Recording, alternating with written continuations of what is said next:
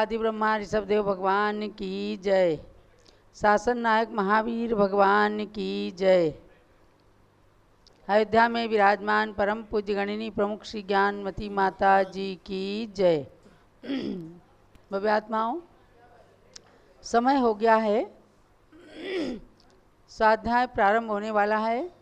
गोमठ सार जीव कांड की क्लास में भाग लेने वाले आप सभी भाई बहनों को बहुत बहुत मंगल आशीर्वाद के साथ आज स्वाध्याय के शुभारंभ में बहराइच उत्तर प्रदेश से आए हुए भाई प्रदीप जी जैन LLB, जो स्वयं में भी पूज्य गणि ज्ञानमती माता की भक्ति में तन्मय होकर कभी कभी उनकी भक्ति में रचनाएं करते हैं, अपनी एक स्वयं की रचना करके लाए हैं। तो आज मंगलाचरण के माध्यम से पूज्य माता के प्रति अपनी भक्ति समर्पित करेंगे। प्रदीप जैन, बहराइच। पूज्य आर्का रत्न श्री ज्ञानमती माता जी की जय। ज्ञानमती माँ, ज्ञानमती माँ, हे गुरु माँ, तुम हो सच्ची वात्सल्यमयी माँ। ज्ञानमती माँ, हे गुरु माँ, तुम हो सच्ची वात्सल्यमयी माँ। ज्ञान में तुम सा है नहीं कोई, इस युग की हो सरस्वती माँ। ज्ञानमती माँ, हे गुरु माँ, तुम हो सच्ची वात्सल्यमयी माँ। आगम का तुम ज्ञान कराती, सच्चे शिव पथ को दर्शाती। अपने उपदेशों से सबको जिनवाणी का पान कराती। तेरे ही चरणों में आकर ज्ञान पिपाशा शांत हुई माँ। ज्ञानमती माँ, हे गुरु माँ, तुम हो सच्ची वात्सल्यमयी माँ। कितना सुंदर कितना न्यारा दिखता जम्बू द्वीप है प्यारा। नभ को छूता हुआ सुमेरु है अति पावन पर्वत सारा।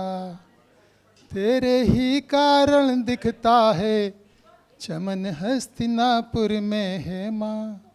ज्ञानमती माँ, हे गुरु माँ, तुम हो सच्ची वात्सल्यमयी माँ। अष्ट सहस्री जिसको जग में कहते हैं सब कष्ट सहस्री, उसका भी अनुवाद किया जब लोग कहें माँ परम हो विदुषी। सठखंडागम की संस्कृत में टीका किया तुम्ही ने हे माँ।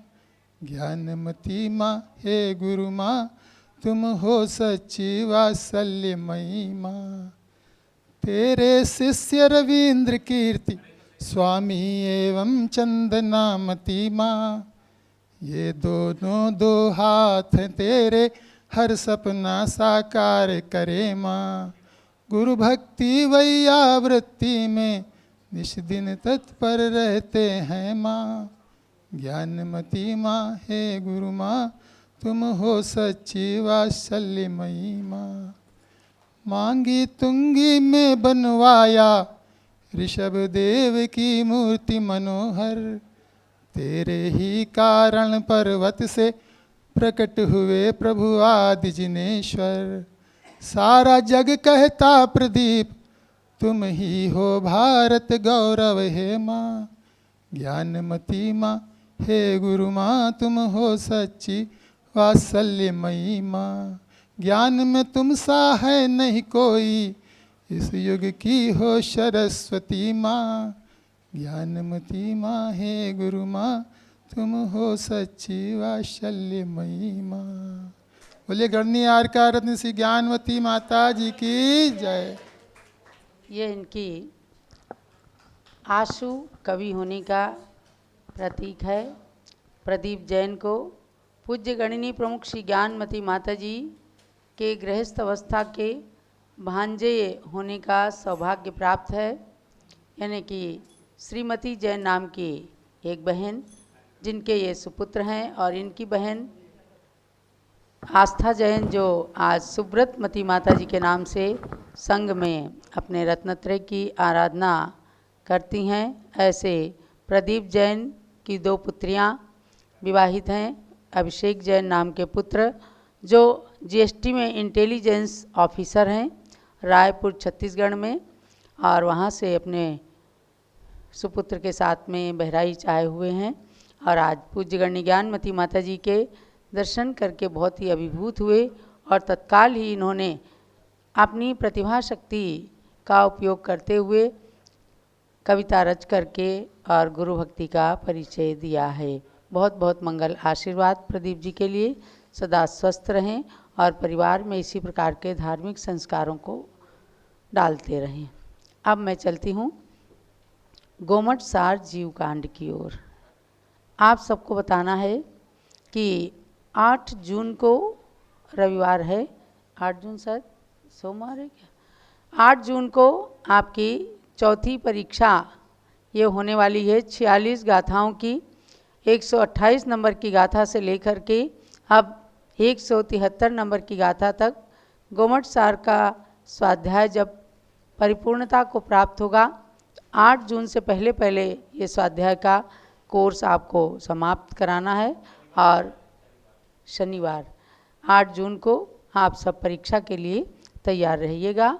और डॉक्टर जीवन प्रकाश जैन के द्वारा कल आपको डिप्लोमा, जो basic diploma in gemology, advance diploma in gemology और पीजी डिप्लोमा इन जेनोलॉजी की परीक्षाएं, जिन लोगों ने 1 साल तक बराबर पुस्तकों को पढ़ा है उनके लिए परीक्षाओं की तारीख जैसे जून के लास्ट सप्ताह में होती हैं, तो उसकी तारीख कल आपको डॉक्टर जीवन प्रकाश जी के द्वारा घोषित की जाएंगी, बताई जाएंगी। तो इस प्रकार से अनेक प्रकार का ज्ञान आप सब प्राप्त कर रहे हैं पूज्य गण्य ज्ञानमती माता जी के द्वारा, उनके संघ के द्वारा। प्रातःकाल भक्ति का संगम चलता है, भक्ति गंगा में स्नान करते हुए आप सब बड़ी मूर्ति भगवान के निकट अयोध्या से अभिषेक देखते हैं। आज हमने आपको बताया था प्रातः भी, कल से ज्येष्ठ जिनवर व्रत प्रारंभ होने वाला है। ज्येष्ठ जिनवर का अभिषेक पूरे माह तक चलेगा। जो लोग उसके साथ जुड़ेंगे उनके नाम शांति धारा में स्वामी जी प्रतिदिन लेंगे। और कल एकम है, इसमें 3 एकम आती हैं, ज्येष्ठ कृष्णा एकम, ज्येष्ठ शुक्ला एकम, आषाढ़ कृष्णा एकम। ये 3 एकम आती हैं। जिनको शक्ति है तो तीनों एकम के दिन, प्रतिपदा के दिन उपवास करके और पूरे मास तक एकासन करें। जिनको नहीं शक्ति है तो आप इस तरह से कर सकते हैं कि इन तीनों प्रतिपदाओं में एकासन कर लें और बाकी आप एक समय भोजन और एक समय फलाहार लेकर के जघन्य रूप में भी इस व्रत को कर सकते हैं। ज्येष्ठ जिनवर पूरे 12 मास में ज्येष्ठ का मास सबसे बड़ा मास माना जाता है, जब 14 घंटे का दिन और 10 घंटे की रात होती है। और इसमें जिनवर भी सबसे ज्येष्ठ यानी भगवान ऋषभ देव, जो सर्वप्रथम इस कर्म भूमि की आदि में जन्मे, जिन्होंने जीवन जीने की कला सिखाई, ऐसे आदि ब्रह्मा भगवान ऋषभ देव का मिट्टी के कलश से अभिषेक किया जाता है। दक्षिण भारत के अंदर परंपरा है, कुंवारी कन्या मिट्टी के कलश से अभिषेक करती हैं और सोने के कलश से भी अभिषेक करने की परंपरा है और व्रत करने की परंपरा है। तो आप लोग भी कम से कम अभिषेक जरूर करना, ज्येष्ठ जिनवर की पूजा करना। सभी जिनवाणी के अंदर ये पूजा लिखी रहती है। ये कार्यक्रम कल से लेकर 1 माह तक लगातार चलेगा। तो ज्येष्ठ जिनवर का अभिषेक, पूजन और व्रत करके ओम ह्रीम श्री ऋषभ देव जिनेन्द्राय नमः इस मंत्र की जाप करना, भगवान ऋषभ देव की पूजा करके और पूरे मास तक इस व्रत को संपन्न करना। और यदि अयोध्या आते हैं तो जहाँ ज्येष्ठ जिनवर ने जन्म लिया वहाँ पर बड़े भगवान के रूप में 31 फुट के ऋषभ देव भगवान विराजमान हैं। उनके मस्तक पर भी प्रतिदिन मिट्टी के कलश से और स्वर्ण कलश से रोज अभिषेक करने का सौभाग्य प्राप्त होगा। आप में से जो लोग अयोध्या आएँ उनको भी ये अभिषेक करने का शुभ अवसर प्राप्त होगा। मंगलाचरण के साथ गोमट सार जीव कांड सार का स्वाध्याय प्रारंभ। सिद्धम शुद्धम प्रणमीय जिनेन्द्वर नेमि चंदमकलंकम गुणरयण भूषणोदयम जीवस्य परुवणम बोच्छम। भव्यात्माओं, जीव द्रव्य की 20 प्ररूपणाओं के अंतर्गत 15 नंबर की प्ररूपणा 14 मार्गणाओं में से लेस्या मार्गणा का कथन चल रहा है। आपने लेस्याओं के माध्यम से अपने ही परिणामों का स्वयं परीक्षण करने का ये भाव जान लिया होगा कि किस प्रकार से हमारे परिणाम कितने काले हैं, कितने स्वच्छ हो सकते हैं।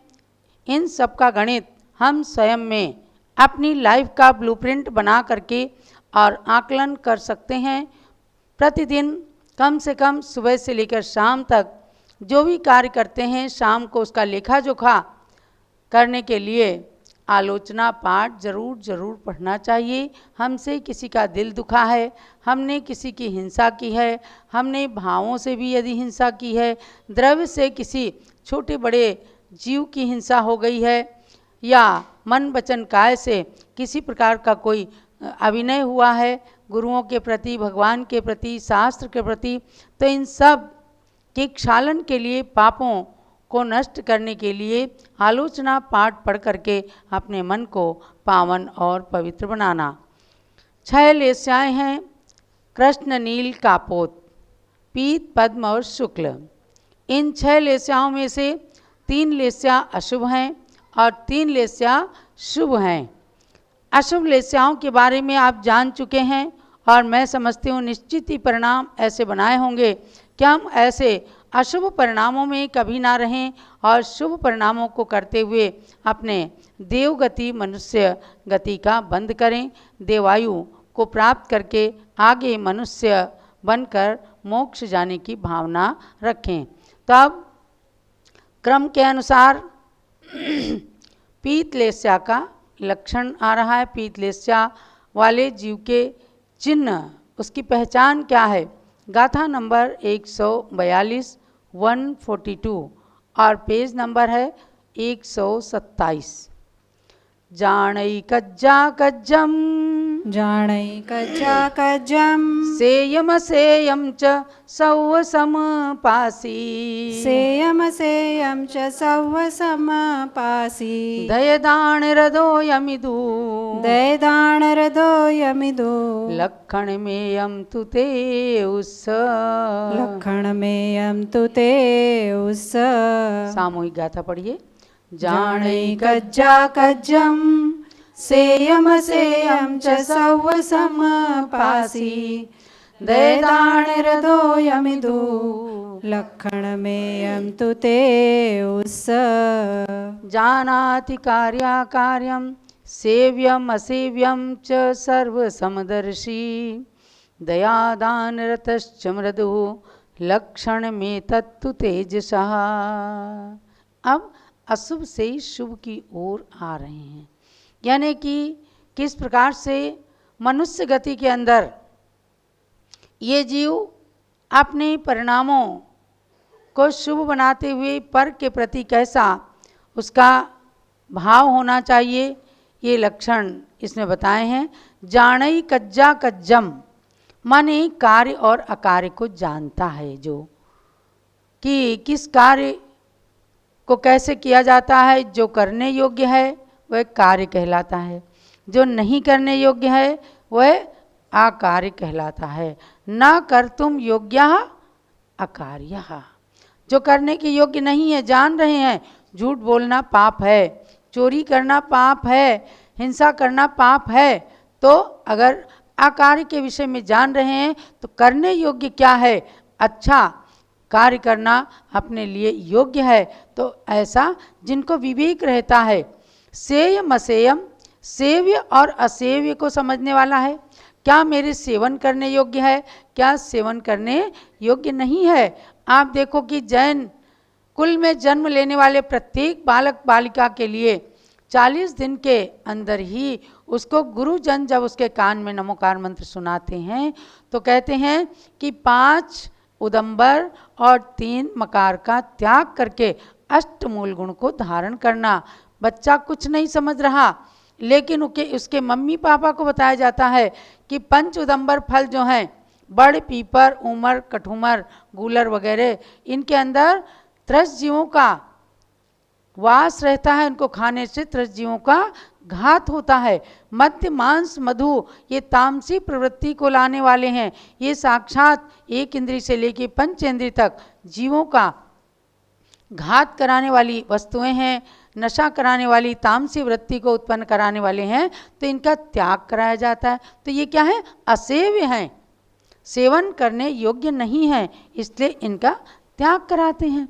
तो जो सेव्य असेव्य को समझता है, सबके विषय में समदर्शी रहता है, दया और दान में तत्पर रहता है, दय दान हृदो यमिदु, और मन वचन काय के विषय में वो मृदु होता है। मृदुता जिसके अंदर रहती है, तामसी नहीं होता, क्रोधी नहीं होता, मानी नहीं होता, हर जीव के प्रति अपने जैसा भाव रखते हैं कि अगर मुझे सुई चुभाई गई है, मुझे कष्ट होता है, तो मैं भी किसी को कष्ट ना दूं। ऐसी भावना रखने वाले कौन है? पीत लेस्या वाले। कई चीज़ों को जब आप सुनते होंगे तो ऐसा लगता होगा ये तो मेरे विषय में ही कहा जा रहा है। यानी कि अपने अवगुणों को छोड़ना, और अपने अंदर क्या अवगुण है ये व्यक्ति स्वयं जानता है। कहते हैं माँ जाने बाप और मन जाने पाप। चाहे कितना ही किसी से छिपा लो, लेकिन मन तो जानता है ना मैंने किसके प्रति क्या किया, या अपने लिए कौन सा हित का कार्य किया है, तो सब कुछ मालूम होता है। तो अब उसको कैसे छोड़ना, ये सब प्रेरणादायी जो पुस्तकें हैं इनमें पढ़ करके और आचार्यों के वचन पर श्रद्धा करके और अपने को करना चाहिए। तो पीत लेस्या से अब शुभ परिणामों की बात शुरू होती। देखो जीवनधर कुमार थे, जीवनधर कुमार के कौन सी लेस्या थी?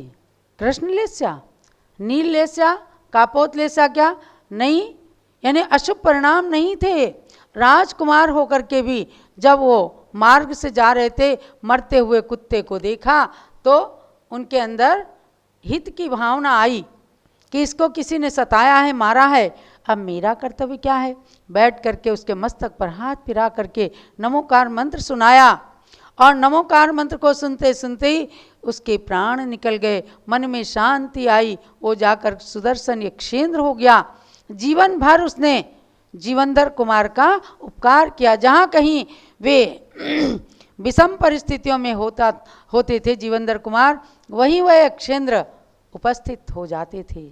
इसलिए कभी आप छत्र चूड़ामणि पढ़ें, कभी आप जीवनधर चंपू पढ़ें, एक सूक्ति उसके अंदर आती है, नहीं कृतम उपकारम साधवो विस्मरंती। जो साधु जन हैं, जो सज्जन हैं, उनके ऊपर कोई छोटा सा भी उपकार करता है, जन्म जन्मांतर तक उस उपकार का स्मरण करते हैं, उसको भूलते नहीं हैं। और जो कृतज्ञ होते हैं वे अपने माता पिता तक का भी उपकार स्मरण नहीं करते कि जिन्होंने हमें पाला पोसा है, जिन्होंने हमारे ऊपर उपकार किया है, जिन्होंने हमें अच्छे संस्कार दिए हैं, जरा सी विषम परिस्थिति आते ही उन माता पिताओं से भी मुख को मोड़ लेते हैं। तो भव्यात्माओं, हमें हमेशा जीवनधर कुमार का स्मरण करना है कि एक पामर प्राणी को भी उन्होंने किस प्रकार से प्रेम से नमोकार महामंत्र को सुनाकर उसे सद्गति दिला दी। ये है पीत लेस्या के परिणाम। ऐसे परिणामों को हमें भी अपने जीवन के अंदर स्थान देना है। अब चलिएगा पद्म लेस्या। पद्म माने क्या होता है? कमल। कमल जैसे अच्छे अच्छे खिले हुए लाल लाल अच्छे परिणाम।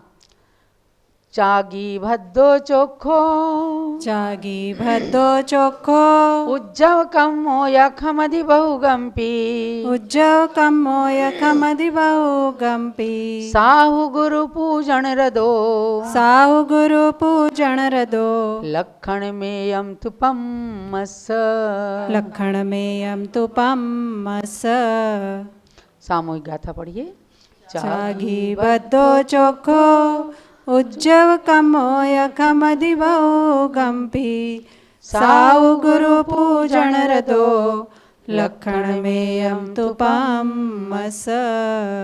त्यागी भद्रः सुकरः उद्युक्तकर्मा च क्षमते बहुकमपि साधु गुरुपूजनरतो लक्षण में तत्तु पद्मस्य।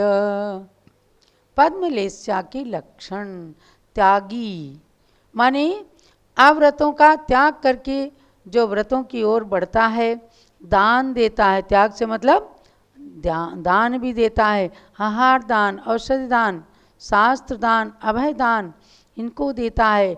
भद्र परिणामी होता है, हमेशा सकारात्मक सोच रहती है, नकारात्मक स्थिति को अपने जीवन में नहीं आने देता।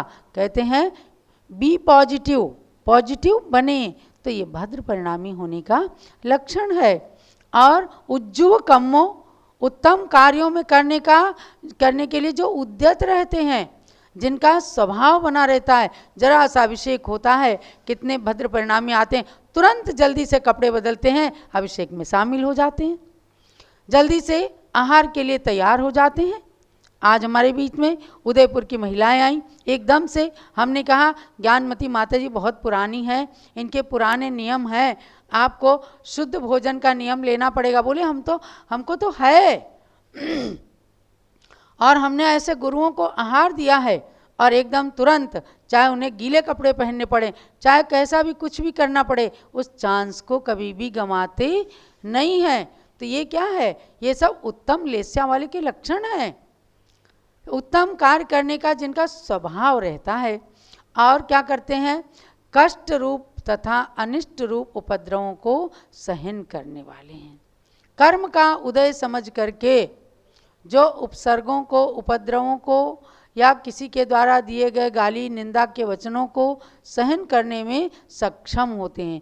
देखो क्या है, उपदेश देना, शिक्षा देना सरल होता है, लेकिन विषम परिस्थिति आने पर जब मनुष्य के अंदर धैर्य होता है, तभी वो ऐसे उपद्रवों को या दूसरों के वचनों को, निंदा को सहन कर पाता है।